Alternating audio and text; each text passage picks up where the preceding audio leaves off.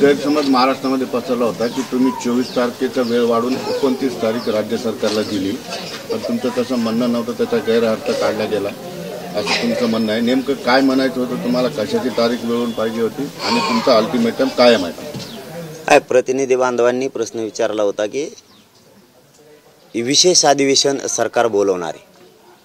माझं म्हणणं असं होतं की सरकारची हे जे अधिवेशन सुरू आहे ही तारीख किती आहे हेच कोणाला माहीत नाही. 22 का 19 शेवटची.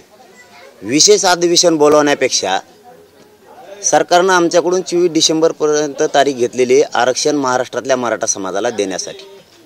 तर जर 24 डिसेंबरपर्यंत अधिवेशन नसेल तर तुम्ही विशेष अधिवेशन बोलवण्यापेक्षा हे जे अधिवेशन सुरू आहे याचीच मुदत वाढवा, पण मराठ्यांना 24 डिसेंबरच्या आत आरक्षण द्या. मग तुम्ही ते 26पर्यंत वाढवा तुमच्या अधिवेशनाची मुदत, किंवा तुम्ही 27, 28, 29पर्यंत वाढवा. आम्हाला त्याशी काही देणं घेणं नाही. आमचं सरळ म्हणणं आहे की तुम्ही जर अधिवेशन 19ला संपत असलं आज किंवा 22ला जर संपणार असलं तर तिथून पुढं 2च दिवस राहतात फक्त आपला घेतलेल्या वेळेला, म्हणजे 24 डिसेंबरला. त्यासाठी विशेष अधिवेशन बोलवण्याची गरज नाही. सध्या तिन्ही कायदेमंडळ ॲक्टिव्ह आहेत. अधिवेशन विधानसभा चालू आहे. तुम्ही कशाला विशेष अधिवेशन बोलवताय? तुम्ही ह्याचीच मुदत वाढवा तुमच्याच अधिवेशनाची, आमची नाही. 24 डिसेंबरच्या नंतर एकही घंटा नाही सरकारला, त्याच्याशी काही संबंध नाही, काहीही होणार नाही. आम्ही ऐकायला तयार नाहीत. तुम्ही तुमच्याच अधिवेशनाची मुदत वाढवा असं सरकारकडं आमचं म्हणणं आहे. वेळ वाढून दिला नाही, देणार बी नाही, तर त्याचा काही संबंध नाही. यालाच जोडून सांगतो, समाजात काहीही जरी एखादा शब्द चुकीनं चॅनलवरती आला असला तरी पण काही गैरसमज समाजात होणार नाही. कारण त्याचं कारण आहे तसंच आहे. मराठा समाजाला आणि आम्हाला पक्का माहिती आहे आपण आपल्या डेडलाईनवर आपल्या तारखेवर ठाम आहेत. त्याच्यामुळं गैरसमज होणार नाही. झाला असेल बी तरी म्हणायचं असं होतं की 24 डिसेंबरच्या आतच द्या. मुदत वाढवायची तर तुमच्या अधिवेशनाची वाढवा, आमच्या तारखेची मुदत फिदतीचा काही संबंध नाही. आणि समाजात गैरसमज नाही आहे, सध्या नाही आणि कधी होणार बी नाही. कारण मराठा समाज झालेला एक स्वतःच्या लेकराच्या न्यायासाठी मराठा समाज न्याय मिळवणार आहे, याच्यात दुमत नाही. आमच्यात याला जोडून सांगतो, आमच्यात जरी काही गैरसमज असतील, आमचे वैयक्तिक सांगतो या तारखेबद्दलचे नाही, तरी पण सध्या मराठा ते काढणार नाही. ते एकदा आरक्षण मिळाल्याच्या नंतर खूप दिवस आहेत आपल्याला एकमेकाचे रुसवे फुगवे असले तर काढायला, काही एकमेकाला बोलायचे असले 4-2 शब्द तर खूप वेळ आहे आणखी आपल्याला. ही संधी नाही आहे. मराठ्यांची नाराजी असेल तर एकमेकाविषयी व्यक्त करायची. कारण इथं घराघरातल्या करोडोच्या संख्येनं मराठाच्या समाजाच्या लेकराचं कल्याण होणार आहे. तुमची एकमेकाशी काही जर गैरसमज मतभेद असतील, माझे कोणाशी असतील, माझ्यावरती कोणाचे असतील, तर खूप वेळ आहे समाजात एकमेकासाठी. आपण भाऊ आहेत, आपण परिवार आहे. नंतर याच्यात कोणालाही मराठा संधी साधू देणार नाही. कारण इथं सगळ्यांच्या लेकराचं काही जण जरी करीत असली नाद असतो काही काहीला शोधायचा, कुठची नाराजी, कुठची बघू, कुठं काय सापडतंय, तो त्याचा अपघातकीपणा आहे. कधीतरी सक्सेस होईल असं सक्सेस होत नसतो. माणसाने असं करू नये. कारण संभ्रम निर्माण आमच्यात नाही आहे, होणार नाही, करू पण नाही. आणि मराठ्यांनी पक्क ठरवलेलं आहे, आता असतील बी काही मतभेद समाजात, ते आरक्षण मिळाल्यावर काढू. नंतर खूप वर्षे आपल्याला एकमेकाचे काढायला आहेत. आता ती वेळ नाही आहे. प्रेमानं एकमेकाशी ही लढाई जिंकायची, लेकराला न्याय द्यायचा आहे. असतील समाजात काही तर 6 कोटी मराठ्यांना विनंती आहे, नंतर एकमेकाच्या रुसवे फुगवे असले तर काढा, आत्ता नाही.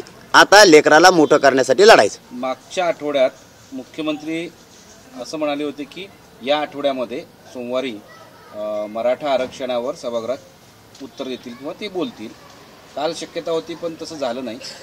आज शक्यता आहे म्हणतात, पण आता 4:30 वाजतात, अजून काही दिसत नाही. त्याबद्दल तुम्हाला काही माहिती मिळालेली आहे? त्याबद्दल तुमचं मत काय? सरकारचा मेसेज होता आज बोलणार आहेत म्हणून, आज उत्तर देणार आहेत. आता काय अडचणी आल्यात मला माहीत नाही. मी आत्ताच दौऱ्यावरून आलो आहे त्यामुळं माहीत नाही. परंतु होईल, करतील. आमच्यात आता 24 डिसेंबरपर्यंत समाजाचा वेळच आहे. त्यामुळे मराठ्यांनी आता शब्द दिलेला आहे. मराठी 24 डिसेंबरपर्यंत त्यांना डिस्टर्ब करणार नाहीत, पण 24च्या नंतर जाहीर सांगतो मी, आम्ही ऐकणार नाही. आम्हाला नाविलाजानं, आम्हाला पण काय मर्यादा आहेत. आम्हाला 24 डिसेंबरपर्यंत आरक्षण नाही दिलं तर आम्हाला पुढच्या आंदोलनाची दिशा ठरवावीच लागणार आहे आणि त्याच्यानंतर आम्ही मग सरकारचं नाही ऐकणार. राज्यामध्ये 54 लाखपेक्षा जास्त कुणबीच्या नोंदी सापडल्या, पण मराठवाड्यात केवळ 28,000 इतक्या नोंदी आहेत. तर यामुळं ज्या मराठा समाजाने, मराठवाड्यातल्या समाजाने आंदोलन उभं केलं होतं त्यांच्याच पदरात फारसं काही पडणार नाही असा काही अभ्यासकांचा दावा आहे.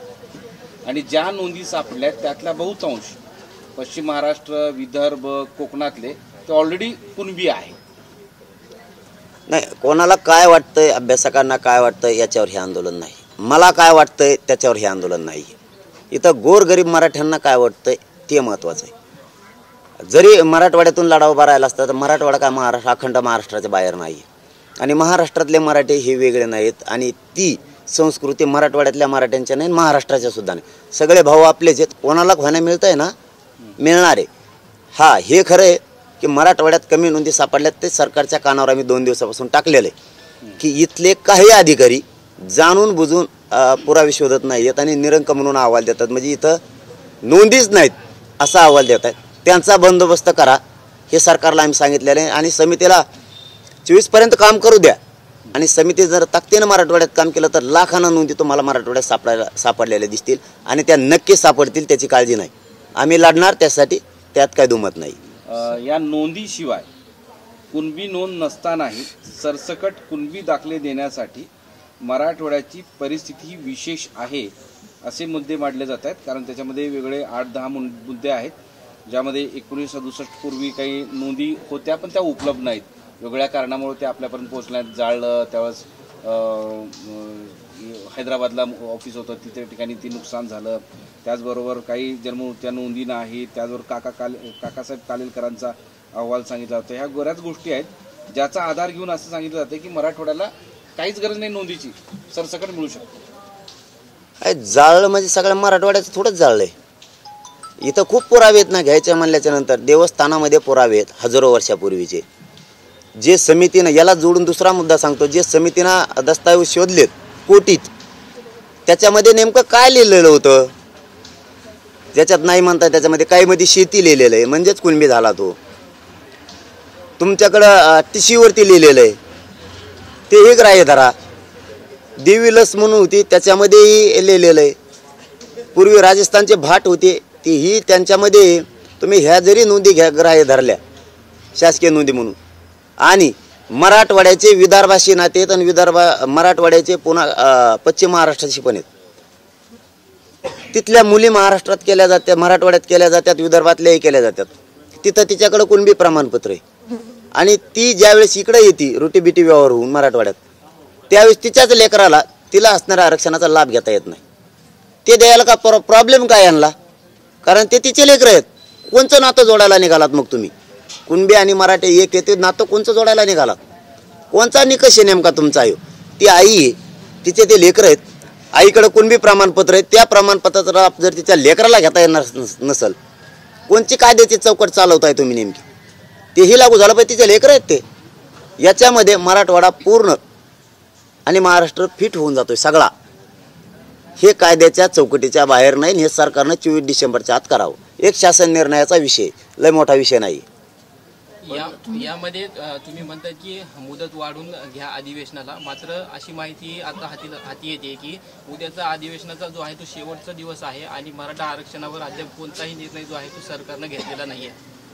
हा, मग तेच म्हणणं होतं सकाळी माझं की तुम्हाला जर विशेष अधिवेशन बोलायचा घाट घालायचा आहे, तुम्हाला जर त्याचं एकट्याच ऐकून पुन्हा मराठ्यावर जर अन्याय करायचा असला तर आमचा नाविलाज. तुम्ही त्याच्याच गळ्यात हात टाकून हिंडू शकता. मग त्याला आमचा मराठ्यांचा नाविलाज आहे. आम्ही आमच्या लेकरांसाठी लढणार आहेत आणि लढाई जिंकणार सुद्धा आहेत. तुम्हाला विशेष अधिवेशन बोलवण्याचं घाट घालण्याची गरज नाही. तुमचं जर उद्या अधिवेशन संपत आहे, आणखीन 5-6 दिवस वाढवा ना. 24 डिसेंबरच्या नंतर 20ला जर संपत असलं तर 4 दिवसासाठी तुम्ही कशासाठी विशेष अधिवेशन बोलवत आहे? लगेच याचीच मुदत वाढवा, हे आमचं सकाळी म्हणणं होतं. तुम्ही 25 करा, 26-27 करा, तुम्हाला जी मुदत वाढवायची तर वाढवा, पण 24च्या आत मराठ्यांना आरक्षण द्या. विशेष अधिवेशन बोलून तुम्ही आमची पुन्हा फसवणूक करू नका. नसता नाविलाजाने आम्हाला पुढच्या आंदोलनाची दिशा ठरावीच लागणार आहे. आणि एकदा ठरविली तर मी जाहीर सांगतो, मग आम्ही मागे सरकणार नाही. पाटील, अशी माहिती समोर येते, मंत्रिमंडळाची जी उपसमितीची बैठक झाली त्या बैठकीमध्ये जो तुम्ही पहिल्यापासून मुद्दा धरला की सरसकट मराठा समाजाला प्रमाणपत्र मिळालं पाहिजे, मात्र त्यात रेड लाईट दाखवलाय त्यांनी मंत्रिमंडळाच्या बैठकीत, अशी माहिती समोर येते. नाही, आता खरी काय माहिती माहीत नाही, परंतु आता खरं उघड होऊन उत्तर दिल्यावर आणि मग ते रेड आहे का काय आहे, मग बेड आहे, मग तुम्हाला 24च्या नंतर कळन मग रेड आणि बेड कसं असते ती. नावेला जे हो, आमची भावना जर तुम्हाला समजून घ्यायची नसली तर नावेला जे तुम्ही एकट्यालाच खुश करीत बसणार. मराठी येडेच काढायला लागले काय तुम्ही? एकदा 3 महिने दिले, परत 40 दिवस दिले, आता मोकळ्या मनानं मराठ्याने तुम्हाला 2 महिने 24 डिसेंबरपर्यंत दिले. तुम्ही आणता नका बघू. तुम्ही खरं सांगतो मी सरकारला, तुम्ही मजा घेऊ नका मराठीची. पूर्वीचा मराठा नाही राहिला. तुम्हाला वाटलं असेल मराठा विखुरलेला आहे. पूर्वीचा मराठा तर राहिला नाही. पक्ष फिक्ष मानत नाही मराठा, आता स्वतःचे लेकरं मानतोय. तुम्हाला खरं सांगतो, तुम्हाला असा पश्चाताप येईल की तुम्हाला वाटेल हे बरं झालं असतं, केलं असतं तर हे विनाकारण आपण लांबीत बसलोत, असं होईल तसं होईल. जसं हल्ला करताना जाणून बुजून केला आणि हलगर्जीपणा करून आमच्यावर लाठीचार्ज केला आणि आमचे डोके फुटले, आमच्या आया बहिणीचे डोक्याच्या चिंदाड्या झाल्या. तुम्ही केलं, तुम्हाला पुढं वाटत असेल असं नका स्वप्न बघू. तुम्ही आणखीन भानावर या, आंदोलन गांभीर्यानं घ्या. प्रत्येक वेळेस मराठा अन्याय नाही सहन करू शकत. आता आंदोलन, उपोषण, सरकारकडून आश्वासन, हे सगळे टप्पे आणि आत्ता मिळेल, देऊ, देतील, हे सगळं तुमची आशा, ह्या सगळ्या गोष्टी चालू आहेत. तुम्ही आज या पॉईंटवर आला आहात का की सरकार काहीतरी पॉझिटिव्ह करेल, नाही करणार आहे, किंवा आत्ता सगळी आशा सोडून 23 तारखेला निर्णय लोकांना, मराठ्यांना सगळ्यांना सांगायचा आणि नव्या आंदोलनाची दिशा, नवं आंदोलन हातात घ्यायचं?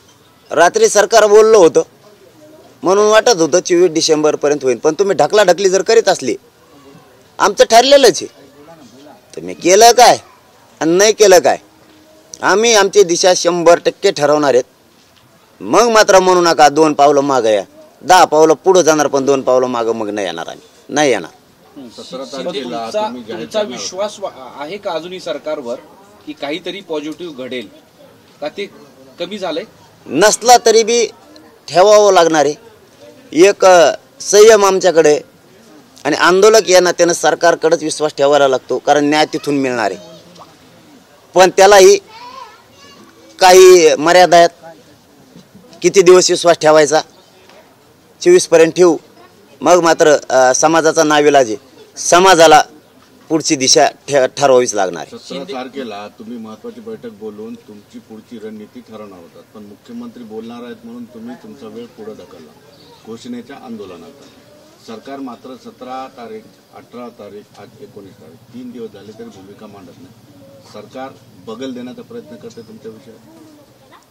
17ला मांडणार होतो हे पण खरंच आहे, परंतु सरकार दुसऱ्या दिवशी बोलणार होतं आणि आपलं आंदोलन अगोदर जाहीर करायला नको म्हणून आम्हीच वेट अँड वॅचची भूमिका ठेवली की बघूयात 24च्या आतच डिक्लेअर करायचं ना, 17ला काय करायचं आणि 24च्या आत काय करायचं.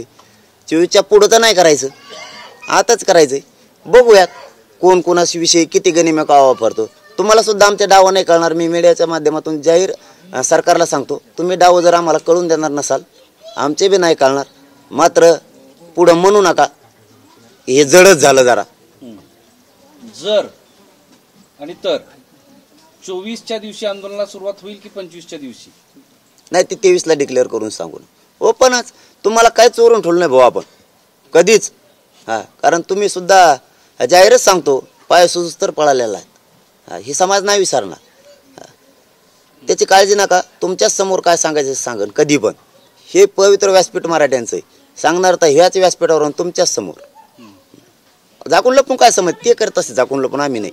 होऊन दे, काय व्हायचं ते आमचं. राज्यातली ही स्थिती आहे, पण काल केंद्रातील खासदार, सर्वपक्षीय खासदार एकत्र येऊन या सगळ्या गोष्टीला पाठिंबा दिलाय, तुमच्या आंदोलनाला पाठिंबा दिलाय आणि तुम्हाला तुमची जी मागणी आहे ती पूर्ण करावी असंही त्यांनी आवाहन सरकारला केलेलं आहे.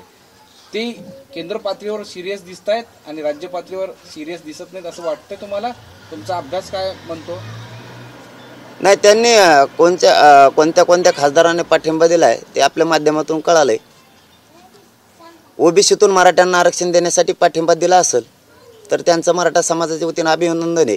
पण केंद्रात आमचा विषय नाही. मराठ्यांचा महाराष्ट्रातला विषय राज्य ते आम्ही ओबीसी आरक्षण आहे. आम्ही वरचं आरक्षण आत्ता मागत नाही. कारण सुप्रीम कोर्टानं निर्णय दिलेला त्याचा सन्मान मराठ्यांनी केला, ते टिकणारच नाही 50% वर. परत याला धरूनही सांगतो आम्ही तेही नाकारीत नाहीत. पण ते एनटी व्हिजेंटी सारखं टिकणार आहे का पुढं आम्हाला तेच पाडे वाचावे लागणार आहेत 50% वर देऊन? ते लढे करीत बसण्यापेक्षा इथं नोंदी शासकीय सापडल्यात. मराठ्यांचं ओबीसी आरक्षणात हक्काचं आरक्षण आहे, हेच द्या ना. उगाच कशाला तिकडं कुंकड बैठक झाली आणि काय झालंय? इथंच मराठ्यांचं सुरू आहे. मराठे एकतर्फी इकडे आहेत. याच मराठ्यांशी सगळ्यांनी पाठीशी उभे राहा आणि हीच लढाई लढू लागा ना. वेगळं कुंकड कशाला कुठाने करतायत जे मराठ्यांनाच माहीत होत नाहीत कुठं बैठक आहेत. मराठ्यांच्या समक्ष होऊ द्या आणि राज्यात ओबीसी आरक्षण आहे तेच ओबीसीतलंच मराठ्यांना मिळू द्या. कारण इथं SC STच्या आरक्षणाला मराठ्यामुळे धक्का लागत नाही. NT व्हिजेंटी म्हणजे धनगर आणि वंजारा बांधवांच्या आरक्षणाला धक्का लागत नाही. इथं ओबीसींचा आमचा प्रश्न आहे. इथं ओबीसीलाही धक्का लागत नाही तरी आम्ही ओबीसी आरक्षणात बसतो. त्यामुळे तिकडं निघूच नका मराठ्यांना. आता पुन्हा मराठ्यांची 50% वरच्या आरक्षणासाठी तिकडं बुद्धिभेद करून मराठ्यांची पुन्हा फसवणूक करू नये अशी सगळ्यांना विनंती. इथंच सगळेजण लढून इथं एकदा लेकराला देऊ, मग तुम्हाला पुन्हा वेगळ्या वेगळ्या बैठका लावायच्यात लावा, पण सध्या कशाला? जरांगे पाटील, 2 कोटी जवळपास मराठवाड्यातले कागद तपासलेले आहेत, दस्तावेज. त्याच्यामध्ये केवळ 29,000 नोंदी आढळलेल्या आहेत. तुम्ही आरोप करताय काही जातीवादी अधिकाऱ्यांमुळे ते मिळत नाहीत म्हणून. आरोपच नाही करत तर तुम्हाला पुरावे सुद्धा देईल. काही तालुक्यात निरंक म्हणून अहवाल दिलेला आहे. 2 तालुके मला सध्या माहिती आहेत ते सांगतो आणि जास्तीचे लागले तरी तुम्हाला एकाच दिवसात देईल फोन करून. नायगाव आणि गेवराई या 2 तालुक्यात सरळ सांगितलं होतं की इथं पुरावेच नाही. खाजगी अभ्यासक आम्ही पाठवले, तिथं पुरावे निघाले. एकाच गावात 47 निघाले तिकडं आणि इकडं सुद्धा गावोगावी प्रचंड निघाले गेवराईत मध्ये सुद्धा. याचा अर्थ असा होतो अधिकारी जाणून बुजून काही जण करते, म्हणजे त्यांना एक तर कामावून सुद्धा कमीच केलं पाहिजे याची शिक्षा म्हणून. कारण त्यांनी अधिकाऱ्यांना जात नसली पाहिजे. तरी तो जर जात ते दाढी आणत असला तर नांदेड झालं, लातूर झाला आणि संभाजीनगर बीड याच्यात प्रचंड कमी आहेत. म्हणजे कोण अधिकारी यांच्याकडे सुद्धा बघितलं पाहिजे. जर सरकार खरंच मराठ्याच्या बाजूने तर त्याला कामावून कमीच केलं पाहिजे. तुम्ही पुन्हा 24 डिसेंबरपर्यंत हे राहिलेल्या 4 दिवसात समितीला काम करायला लावा. युद्ध पातळीवर लाखानं नोंदी तुम्हाला सापडलेल्या मराठवाड्यात दिसत्या, लाखांनी. 54 लाखाचा आकडा हे पूर्ण महाराष्ट्र. 54 लाख आकडा हा पूर्ण महाराष्ट्रातला आहे आणि मराठवाड्यात कमी आहे. तर त्यांनी जर काम सुरू केलं तर लाखांना आणखी नुसत्या मराठवाड्यातच सापडतील आणि त्या करावं ही सरकारला विनंती आहे. 24 डिसेंबरच्या नंतर आंदोलन पुकारल्याच्या नंतर करण्यापेक्षा तुम्ही आधीच त्याही शोधा आणि 24 डिसेंबरच्या आत कायदाही पारित करा. जसं तुमचं आमचं कागदावर तुमच्या तज्ज्ञांना लिहून घेतलं होतं त्याप्रमाणे तुम्ही 24 डिसेंबरच्या आत करावं. ही तुम्हाला 24 डिसेंबरपर्यंत विनंतीच राहणार आहे आमची. त्याच्यानंतर आम्ही नाही ऐकणार. शिंदे समितीचा वेळ तुम्ही 24 डिसेंबर न ठेवता त्यापुढेही शिंदे समिती काम करू शकते असं म्हटलेलं. काय कारण आहे? तुम्हाला शिंदे समितीकडून काय अपेक्षा? आणखीन पुरावे सापडतील. कायदा तर पारित कराच. असा परत गैरअर्थ काढू नका की शिंदे समितीनं सरकारनं गैरअर्थ काढू नका की शिंदे समितीचं काम सुरू ठेवलं म्हणजे वेळ वाढून द्या. 24 डिसेंबरच्या त्याच नोंदीचा आधार घेऊन कायदा पारित महाराष्ट्रातल्या मराठा समाजाला आरक्षण मिळावं म्हणून करा. मराठा आणि कुणबी एकच आहेत, काही फरक नाहीये. कायदा पारित करा आणि शिंदे समितीचंही काम सुरू राहू दे. शिंदे समितीचा अहवाल 24 पर्यंत आला, अंतिम अहवाल आला आणि त्याबरोबर कायदेशीर प्रक्रियेसाठी थोडाफार मागे पुढे वेळ लागतो. तर त्यासाठी जर सरकारनं एक टप्पा पॉझिटिव्ह करतंय असं तुम्हाला वाटलं तर तुम्ही ऍडजस्ट करणार आहात का? करू शकता का? मग आता 2 महिने मागं पुढं सरकलोत ना. किती मागं सरकीत आम्हाला आणखी हे 2 महिने मागं पुढं सरकेलं होतं. आता मागं पुढं सरकत नसतं काय. आता जागेवरच असतं. कवर मागं पुढं सरकवतो. पार गुडघे मोडले, आमचे पाय दुखायला लागले, सगळे बारगडं दुखायला लागले. मागं पुढं कवर सरकीत आम्हाला. आता बस झालं. कायदेशीर बाबींना कायदेशीर बाजूला त्यांनी लय भारी भारी आणली होती. ते अर्धी इंग्लिश जोडीत होती, सगळे भारी भारीच होते. ते कायदा बनणारेच आहेत सगळे आलेले नमुने. ते त्यांच्यापेक्षा हुशार कोण नाही महाराष्ट्रात, ते त्यांनाही माहिती. त्यांनीच काटछाट करून शब्द घेतलेले.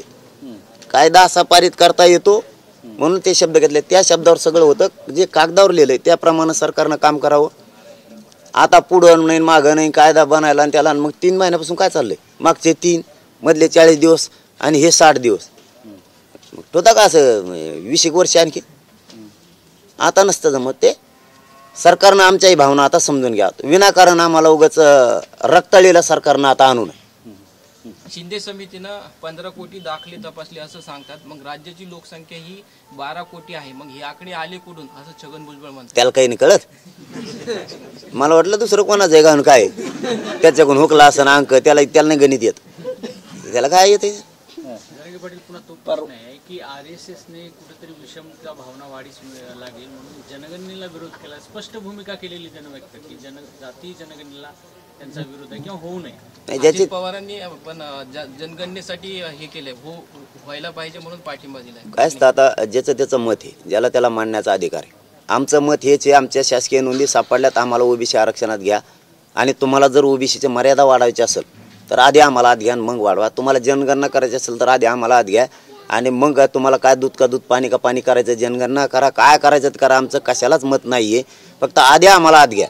तुमची जनगणना करायच्या राड्यात आणि मर्यादा वाढायच्या राड्यात आम्हाला ठेवता तसंच मागं. आधी आम्हाला आत घ्या तुमचं चलून द्यायला फडकावर बी. मग 50 वर्ष चलून द्या तुम्ही. 500% वाढा. आम्हाला काही देणं घेणं नाही. आम्हाला पाहिजे आणि ओबीसीतच पाहिजे. सरकार आणि मुख्यमंत्र्याला तुम्ही आवाहन कराल का की महाराष्ट्र तुमच्या उत्तराची वाट पाहतोय, किमान आज तरी द्यावं? वाट नाही, लोकांनी आवतो उभा केली. कवशिक बोलते आता कवर वाट बघणार आहे ते आवत कायमच बंद करून निघू नये आंदोलनाकडे. सरकारने जरा ध्यानात घ्या. नका लय रक्ताळे लानू समाजाला. समाजाच्या लेकराचे खूप वेदना आहेत. नोकर भरत्या जवळ आल्यात, परीक्षा जवळ आल्यात, फीस भरल्यात लाखोनं. जरा भानावर येऊन जरा मराठ्यांच्या लेकराचा विचार करा. काही काहींनी स्वतःचे रानं ऐकलेत, काही काहींनी उचल घेऊन ऊस तोडायला गेलेत, पोरं शिकायला पाठवलेत. काही जणांना पाहुण्याकडून या जणांना आणलेत कापसावर देऊ म्हणून. त्या कापसाला भाव मिळाला, ते कापूस की ना आणि पोराला नोकरी लागाना. जरा तुम्ही भानावर येऊन काम केलं तर बरं राहील. कारण ही समाजाची खतखत आहे, वेदना ही समजून घ्या. ही खतखत जर खरंच आंदोलनाच्या रूपात जर उसाळली तर तुम्हाला लय पश्चाताप येईल. माझं किमान संयम माझ्या अंगात आहे म्हणून तरी सरकारनं समजून घ्या. ह्या संयमाची भावना आणखीन आम्ही सरकारला वेळ देत राहतोय याची भावना समजून घ्या तुम्ही. जर समाजाची खतखत बाहेर पडली ना भाऊ, समाज लेकरापेक्षा मोठं कोणालाच मानणार नाही. आता मराठ्यांनी ठरवलेलंच आहे, जातीपेक्षा नेत्याला नाही मोठं मानायचं. कारण यांनी जर वाटोळं करायला निघाले, एक त्या बाजूनं बोलणार नसेल तर मराठ्यांना आता नाही दारात उभा करत. स्वतःच लेकराचं वाटोळं करून यांना कवर मोठं करायचं आहे. आता आमची लढाई आम्ही लढून जिंकू सुद्धा. आता मागच्या कित्येक वर्षापासून जातनीय जनगणना जी आहे ती झालेली नाहीये. त्याच्यामुळे जातीपातीची लढाई जी आहे ती अजून संपलेली नाहीये. हा विचार ज्ञानोबा फुलेंचा आहे, पण वास्तविकतामध्ये तसं होत नाही असं भुजबळ म्हणतात. ज्ञानोबा फुलेचं सांगतो मनातून तू गतो आयात आहे का समानता? सारथी आम्हाला एक दिली तर म्हणून तू सगळ्याला द्या. समानता पाहिजे. आरक्षणात नाही समानता. कवर वर पडितो एकटाच खातो म्हणतो काय समानता रे? समानता सांगायला लागला आम्हाला. आणि फुलेंचं यांचं नाव न घेतो या तोंडावर. तो या शाळेला तू हो नाव देतो आम्हाला सांगतो. त्यांची समानता आम्हाला नको सांगू, मराठ्याला माहिती. म्हणूनच शाहू महाराजांनी सगळ्याला आरक्षण दिले. तू गप्पा आणू नको माझ्या संग, तू गप्प बस. नोंदी मिळाल्या आहेत, मग भुजबळांचा विरोध का असं तुमचे इथले खासदार आणि रेल्वे राज्यमंत्री रावसाहेब दानवे यांनी उपस्थित केला प्रश्न आहे. जर नोंदी मिळाल्यात मराठ्यांना तर मग भुजबळांचा विरोध का? भुजबळांनी विरोध करू नये. डबल सांगा बरं. ते म्हणले असले काय म्हणले? असं म्हणाले की नोंदी मिळाल्या आहेत तर भुजबळांनी विरोध करू नये. मग त्यांना सांगा ना कशाला मंत्रीपद दिलं त्यांना. त्याला कळत नाही का? त्याला सांगा आली विरोध करतो म्हणा बस ना जरा. मी तरी महाजन साहेबाला सांगितलं, ते म्हणले बोलू नका भाऊ पाटील जरांगे पाटील. म्हणलं जाऊन द्या भाऊ, नाही बोलायचं. ते काय फडफड केली काल परत तिने काय बोललं ते. मी महाजन साहेबाला सांगितलं, त्याला ध्यानात राहत नाही. त्याच्या आभाळ आल्यावर गोळ्या तुमच्या खिशात तुझा चालता चालता पुटकून द्यायचा त्याला एक. ते आता मात्र झालंय याड पाठ सगळ्या दुनियाचं. तुम्ही शांत बसला होता, तुम्ही आरोप प्रत्यारोप करणं बंद केला होता. तुम्ही गिरीश महाजनना तसं आश्वासन दिलं होतं, तसं सांगितलं पण होतं. तरी पण 3-4 दिवसानंतर तुम्ही त्याच्यावर काही न बोलल्यानंतर सुद्धा प्रचंड म्हणजे एकदम रागामध्ये वैयक्तिक पातळीवर भुजबळांनी टीका केली. हा अर्थ काय समजायचा? किंवा तुमच्याशिवाय तुमचं नाव घेतलं तर त्यांना जास्त प्रसिद्धी मिळते असं म्हणणं आहे. काय तुमचं काहीतरी असेल ना तुमचं कन्क्लुजन? शेपटाची आळी वळवळ करते, दुसरं काही नाही. दम निघत नाही. लयकंड फुकट भांडणं अंगावर घ्यायचा आणि लोकांच्या गोरगरिबाचा वाटोळा करायचा. लयकंड त्याला. त्या बिचाऱ्या धनगर बांधवांचं वेगळं आरक्षण आहे, वंजारी बांधवाचं वेगळं आहे. तरी म्हणतो आपल्या आरक्षणाला धक्का लागतो. आपल्या त्यांच्या आरक्षणाचा आमचा काय संबंध आहे? सेपरेट बांध टाकलाय. 10 एकर रानातून सेपरेट 2-2 एकरच्या बांध टाकलेत एनटीचे आणि व्हीजेनटीचे. सरकारने स्पष्ट सांगितलंय या बांधाच्या पलीकडे कोणी जायचं नाही. आता त्यांचं सेपरेट आहे, धनगर बांधवाचं वंजारी बांधवाचं. देव जरी आला ना तरी त्या दोघांच्या आरक्षणाला धक्का लागू शकत नाही. देव जरी आला तरी. विषय इकडे आहे आमचा ओबीसी आरक्षण. एकटं खातं येडपट तिथं. त्या गोरगरिबाला कायला उचकेतो उगाच? आमचं त्यांचं कशाला विनाकारण चांगलं वातावरण आहे गावा लेवलवर. आम्ही एकमेकाशी प्रेमान राहतो, कशाला उचकितो? पण एक हुशारी भाऊ तुम्हाला खरं सांगतो, धनगर बांधव सामान्य आणि वंजारी बांधव सामान्य आणि ओबीसी बांधव गावखेड्यात यांच्या लक्षात आलं हे राजकारणी. याला एकंड भांडणं लावायचा आणि याला त्याचा राजकीय फायदा उचलायसाठी ह्यो गंगातून धुवून आणलेून व्हायला लागला निर्मळ. हे भरलेलं गटारानं. हे आपला गोरगरिबाचा वापर करून हे स्वतःच्या केशी मागं घ्यायला लागले, राजकीय फायदा उचलायला लागले, मंत्रिपदावर बसायला लागले. ते सामान्याच्या लक्षात आले. हे मराठ्यात आणि ओबीसी बांधवात भांडणं लावायला लागले गावखेड्यात.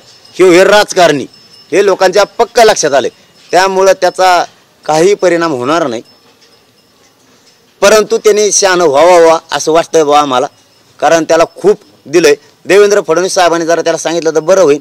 आज दादाला तर ते गिनीतच नाही का कोण असं वाटतंय आम्हाला. वाटतंय आता 50 बार त्यांना सांगितलं तुमचा माणूस गप बसा, तुमचा माणूस गप बसा. त्याचा आवती एकटं दमटी दे. म्हणजे सरकारला बी बेना. सरकार जर सांगायला लागले तू गप बस तरी ऐका ना, याचा अर्थ काय? त्याच्या ध्यानातच नाही ते जामीनवर आहे म्हणून.